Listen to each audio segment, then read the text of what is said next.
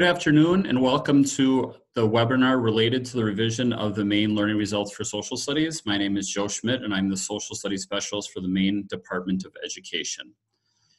Today we're going to walk through just a quick overview of exactly how the standards revision process went. We're going to highlight some of the major revisions that will be a focus of standards rollout and other trainings during the 2019-2020 school year. And I'm also going to show you different resources that have been developed through the DOE website to help with some of that work.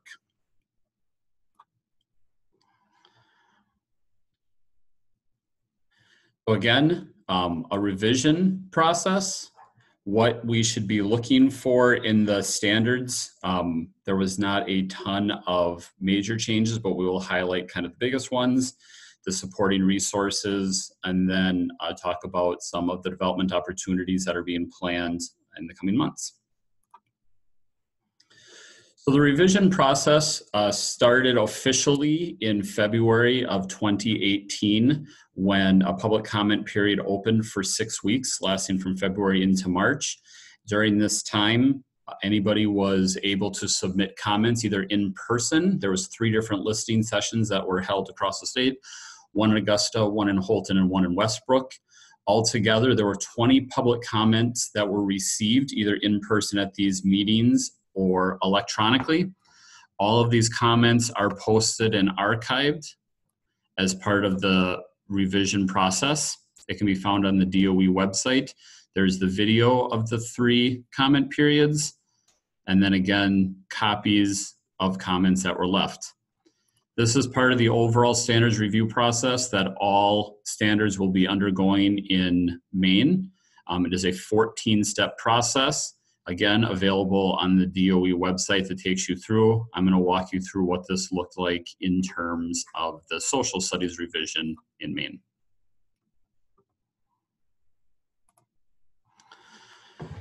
After the public comment period had ended, we convened a steering committee. The steering committee was made up of 8 members that represented various social studies education stakeholders from around Maine.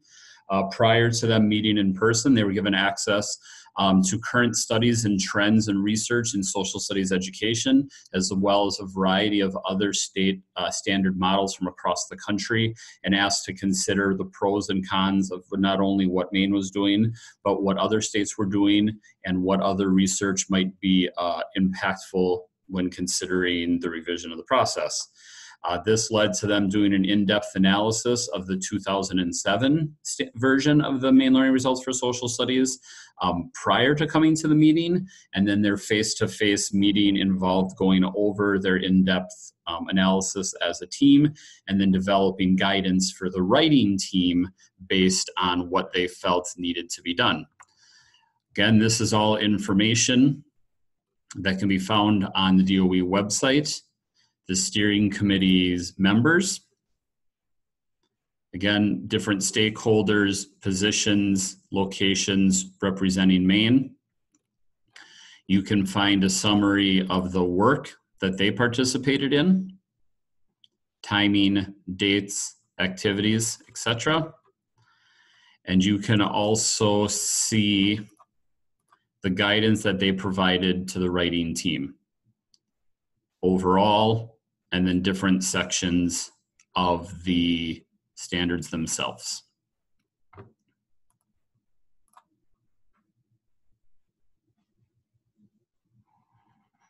This guidance was shared with a writing team made up of 33 members from various grade levels, content areas, and locations from across the state. The process that happened during that meeting is individuals who are able to participate throughout the entire process were selected to serve as co-chairs. There was 5 different groups. One group oversaw the writing of the entire document. They were tasked with making sure that the overall document guidance was met, along with looking for consistency and continuity and language across the different strands. The 4 strands of the content areas, civics and government, political science, civics and government, personal finance and economics, geography and history. Each of those 4 groups had 2 co-chairs as well that guided that group. The co-chairs, or not the co-chairs, the writing team members, again, are all listed on the DOE site, representing as many of the main locations, geography of the state as possible.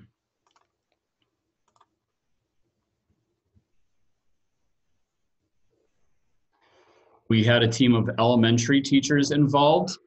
There was at least one elementary teacher in each group as they were working through their content work, and they rotated among the content areas to provide K-5 feedback and support. So as the different strands were finishing up on their work, they had to not only have the elementary teacher in their group, but also the other elementary teachers from the team review the work that was done. This was done in part because elementary teachers made up the smallest portion of the writing team, and we wanted to make sure that the changes that were being done at the elementary level, I had as much input and reflective thought put into it as possible. And so we continued to pull the elementary teachers and rotate them through the groups as needed. In a similar fashion, we had John Bear Mitchell from the University of Maine there to be serving kind of an advisor role in the teaching about Maine Native Americans. John Bear Mitchell, again, would work with each of the 5 groups individually as they were proceeding through their work. And as the groups were getting to their final stages, John Bear Mitchell was brought in and again reviewed the work, really looking that we were trying to provide authentic opportunities for teaching about Maine Native Americans. At the end of 2 face-to-face meetings and a series of digital feedback review deadlines, a final writing team draft was sent back to the steering committee for approval. The steering committee had to approve that yes, the guidance that they put forth to the writing team was met by the writing team. Once this approval was met from the steering committee, the commissioner's office reviewed the document and prepared it for filing with the Secretary of State's office. Once filed with the Secretary of State's office, there was again a 45-day, 6-week public review process during which everybody was able to send in, mail in electronically, any feedback or thoughts about the revised standards. During this stage, 4 comments were received and reviewed. Minor edits to the proposed standards were made accordingly as different things were highlighted in the comments, but no significant changes were made to the proposed standards from these 4 comments. So we were allowed to continue with the next step. The next step is that the bill is put forth into the state legislature. And on February 14th of 2019, the Committee on Education and Cultural Affairs held a public hearing, and 7 people submitted testimony at that time. This can all be found on the state legislature page with the meetings and the public hearing testimony. And you can see at the bottom then on February 27th, a work session was held by the committee. And at the end of the work session that they voted that the bill ought to pass. The bill was then sent out for the legislature for hearings, readings, second hearings, and votes. On April 4th of 2019, the bill passed out of the House. On April 11th of 2019, the bill passed out of the Senate. And on April 19th, 2019, the bill passed and was signed by Governor Janet Mills.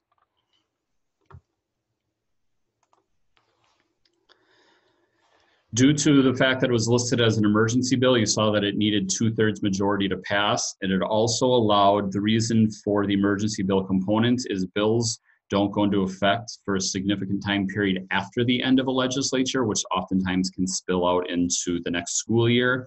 So because it was signed as an emergency bill, after a shorter waiting period passed, on June 23rd, the bill went into effect. Looking at major revisions as part of the standards review process, these are the 5 things that you will be hearing about in today's webinar and in different trainings that I will be participating in and leading during the 2019-2020 school year. I'm going to go over these, and then we'll look at the standards and I'll show you examples of where these live and what it looks like. So number one, there was changes to the elementary grade bands. Previously, the elementary grade bands had a kindergarten through second grade and a third grade through fifth grade band. Those have now been separated out into individual grades for K, 1, 2, 3, 4, and 5. In the 6 through 8 and 9 through diploma standard sets, those grade bands, those were not broken up. However, there was the addition of notations for foundational and developing, which are meant to help teachers identify where in the grade band their students might be and what are the appropriate performance indicators to help support students in that work. Number 3, there was what used to be Strand A in the 2007 version of the standards, was titled the embedding of, it was titled Skills and Processes of Social Studies. There was comments from the steering committee and then through the work of the writing team that oftentimes these were done as a separate piece from the content, where the intent of them was to be used in order to teach the content. With that in mind, the writing team was tasked with embedding the skills and processes. So the Strand A no longer sits by itself as skills and processes, but is actually embedded throughout the document as a variety of examples of not only what the skills and processes are, but what that would look like in practice in the different content areas. The 4th revision of note is a greater emphasis about the teaching of Maine Native Americans. In the 2007 version, oftentimes, in fact, I believe every time, Maine Native Americans are highlighted. They are just added as a quote, including Maine Native Americans, unquote. And we didn't feel like that was an authentic way to do it. And so you'll see in places throughout the standards, the Maine Native American performance expectations have been broken out as a separate performance expectation meant to highlight and elevate the emphasis on teaching about them. And the 5th one is we hope to add clarity to the teaching about personal finance. Almost everything that you're going to see in the standards related to personal finance was already there. We changed some titles and added some subsections and moved some of the pieces around just to give more clarity about what components actually were personal finance and what it means to teach personal finance. So in the document, these pieces look like the following. There is an introduction, some statute components, but then in the civics and government piece, you see that there is around kindergarten, grade 1, grade 2.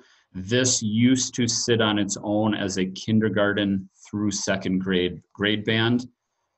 Again, this is an area where the writing team did not actually really add any new performance expectations, but at times did have to work to flesh out the different ideas of what it may look like for kindergartners, what it may look like for first grade, what it may look like for second grade, and to help that progression and spiraling of skills to make sure that they have that opportunity, kindergarten, first grade, second grade, third grade, fourth grade, and fifth grade. This is to help teachers in meeting the standard listed above. What might this look like for students in those individual grade levels? In the middle school and 9th grade through diploma pieces, grades 6 through 8, 9 through diploma, instead of breaking them out in grade bands 6, 7, and 8, due to the wide variety of potential coursework being done in districts, instead, the existing performance expectations, the writing team was asked to lay it out as which parts may you address first and which parts might you address second. This is not a straight foundational must be taught before developing. Rather, this is meant as a way to help guide your work.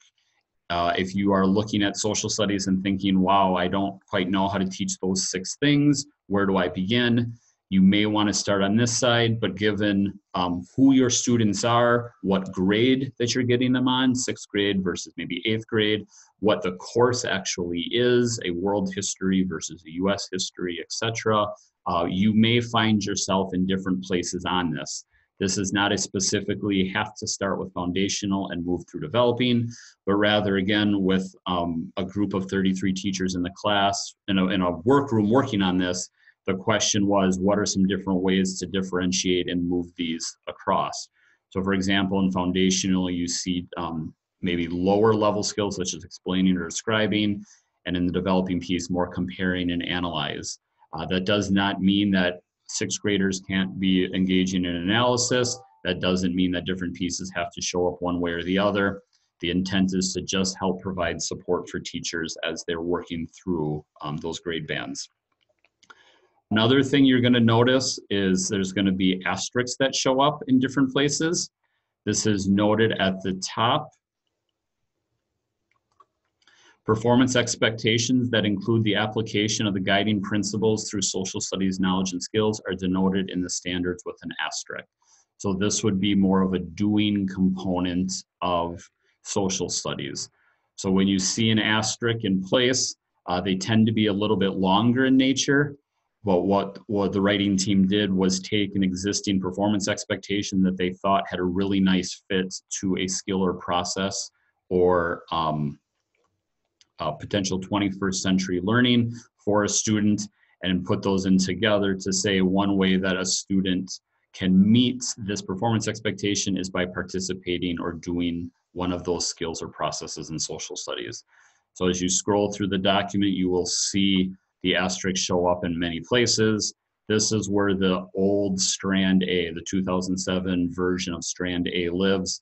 The different teams took up different sections, looked at what matched most strongly with what their content was, and then worked to embed those skills. Also, again, there was the changes to the Maine Native American component piece. For example, here in grades 6 through 8 under Civics and Government 3, explaining basic civic aspects of historical and current issues. This one used to say including Maine Native Americans. It has been broken out to 2 separate pieces. You can look at basic civic aspects of this, but then there is also the additional piece of including the Maine Native Americans out as its own separate piece.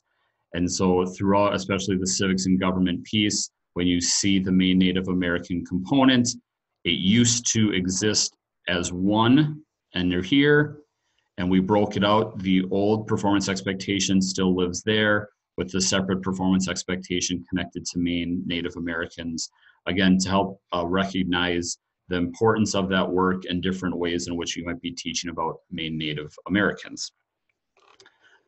Last of the 5 major points of emphasis is the personal finance clarity. The strand used to be titled economics. It is now titled personal finance and economics to make sure that people understand personal finances in this section. The standard itself used to just have the term personal finance, but without the concepts related to personal finance. In this, after the term personal finance, concepts of money management, saving, investing, credit, and debt were added in there as well. So the overarching piece, that K-12 standard, is meant to ensure that there's an understanding of what the major concepts of personal finance are. I'd also mention that there's different performance expectations relating to the teaching of personal finance. For the most part, none of these are new performance expectations. They were embedded throughout a variety of different standards. We've separated that out. So in kindergarten, for example, you see a piece connected to personal finance, a piece connected to economics, and a piece connected to a global connection. So there's 3 different ways that students and teachers may want to approach the teaching of personal finance and economics, those 3 separate ideas. And you'll see that personal finance strand show up throughout the entire K-12 piece. Part of this is due up in the introduction. We've also added one little minor piece that does talk about a spiraling K-12 curriculum, that students should be being exposed to those same kind of topics, skills, and processes throughout their career. And the more exposure they get to them, there should be an increase in complexity in the reinforcing of previous learning. So as students make their way through, and as we are looking for work and revising curriculum related to the revised standards, there is that emphasis put on a K-12 curriculum of social studies education.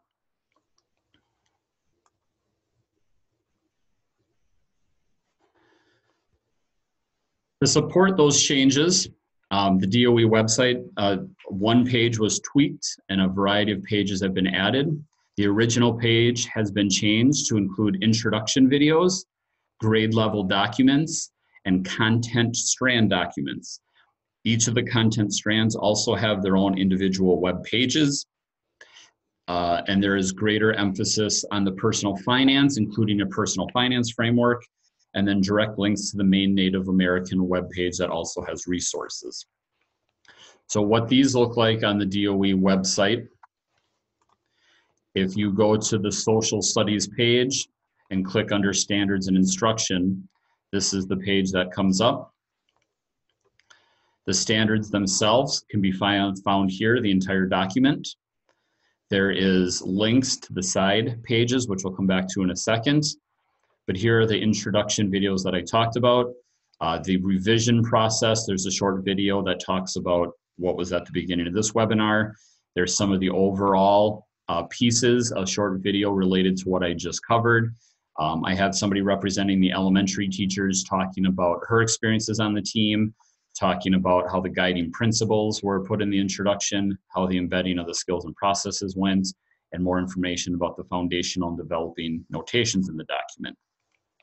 There's also videos related to the emphasis around the teaching of Maine Native Americans from John Bear Mitchell, and emphasizing the role of personal finance by Samantha Drost. Just below the first set of welcome videos, you'll see there's a series of grade level documents. If you click on the original standards, the ones we're looking at, it's 22 pages. This may not interest everybody. For example, if you're a third grade teacher, this will just bring you to the introduction, but then it's only a total of 6 pages because it has the performance expectations for civic and government laid out for third grade, personal finance, economics, geography, and history. Only things related to third grade are in this document. And each of those different grade levels or grade bands have a similar layout. So based on the grade level you're teaching, if you only want to focus on what is relevant to your work, you can click on those documents. Similar work was done if you are looking at just history, or you're a history department chair, or you want to talk about what history looks like in the Maine learning results. If you go to the different pages, there is a Maine learning results section. Again, it's a shorter version. It gives you the introduction. And then from here, it is just the history standards and performance expectations, kindergarten, first grade, all the way up through 9th through diploma. So depending on exactly what type of work you are trying to do with it, we're trying to not overwhelm you with the entire document, but rather resources that help those specific areas. On those specific areas, for example, we were just on the history page, there is a welcome video from one of the co-chairs of the writing team. There's the link to the documents, and then there are resources that support that strand. These are suggested resources that embedded in curriculum can help meet the teaching of not only the standards, but the guiding principles and those skills. Each of the 4 content area strands now have that. We saw the history one. Civics and government has one. You'll see the same framework. You'll see a welcoming video. You'll see a document of just the civics and government, and you'll see resources that support the teaching of that. Again, same thing with geography. A welcome video from one of the writing team co-chairs, the specific standards, supporting resources. And I'm doing personal finance and economics last because one thing that I want to highlight on here, like the other strands, they have a video welcome and the document that's related to just their standards. But there's a little bit more work done here. Instead of going right to a resources list, there's research about how you can be teaching personal finance at different grade levels. And there's work that I did with the Maine Jumpstart Coalition that we created a framework and resource guide. In this document, it helps to break out some of the terms and terminology. So in our standards, for example, in 2nd grade, We say describing how planning for the future is important to managing money. And if you're not quite sure what that means, the Jumpstart National Standards, you can click on the investing. Planning for your future is like investing. And so by the end of fourth grade, this is how Jumpstart National Standards define investing. It's an overall piece, and they have separate side standards. So if you're not quite sure what investing might look like at an early grade level, you can see that on the left side based on the Jumpstart standards. And on the right side, there's different lesson plans and resources correlated. So this is said for grades 3 through 5, 4 through 5, 5th grade, K2, etc. So if you're looking for lesson plans, books, games and activities, different resources, these are a direct link to crosswalked resources. You can navigate the page by picking a grade level span and a topic. So if I go 5th through 8th grade, spending and savings, it will again bring me to the Jumpstart definition and those standards. And on the right side, there's lesson plans, games, activities, resources, and resources in Maine that will help you meet those standards. So it's a way to help break out if, again, you're not quite sure what just this might mean, describing situations in which financial institutions can be used to manage money. That has been connected to the credit and debt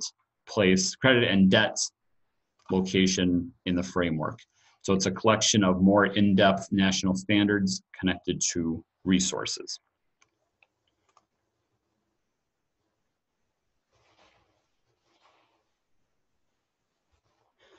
Currently, we're working on a standards rollout professional development tour. I was hoping to have the information ready for it today, but I'm thinking it's going to be next week. There's going to be 3 different professional development opportunities. One will be myself presenting on an overview of the standards, somewhat similar to today's short webinar, but a little bit more in depth. Districts will be encouraged to send social studies teams of teachers, as there will be time to work on the resources, look at your own individual curriculum, scope and sequence, planning, etc. The second professional development opportunity will be talking about teaching about Maine Native Americans, featuring different experts in education around Maine Native Americans from Maine. Currently, it looks like we'll have 6 guest speakers who will spend the morning talking about why they are involved in this work, how they view this work, and what they do with this work. And then the afternoon will be a resource share, and then again, planning time. And the personal finance training will follow a similar course. There will be, I believe, 3 speakers that will come in and talk about personal finance, what they do, how they do, why they do it, and then time to go over resources and team time to, again, do the planning with that. The overview professional development, I'm hoping to do in at least 5 locations. We're tentatively have plans for Farmington, Bangor, Portland, Presque Isle, and I'm hoping for at least 1 more. The Maine Native Americans and personal finance trainings will take place in Farmington, Bangor, and Portland over the course of the entire school year. Each location would get all 3, the Maine Native Americans, the personal finance, and the overview. We're tentatively looking at between the end of September and the end of October, I think we'll have 8 or 9 of these sessions run. So your session may or may not be closest to you, but there should be a variety of either close professional development opportunities and or the specific professional development opportunity that you want. Again, I don't have the fall dates officially booked, but we're looking that hopefully next week the registration will open for that. Thank you for listening to this webinar talking about the revisions to the Maine Learning Results for Social Studies based on the 2019 revisions. My name is Joe Schmidt. I'm the Social Studies Specialist for the Maine Department of Education. I can be reached at joe.schmidt@maine.gov or at 207-624-6828. Thank you very much.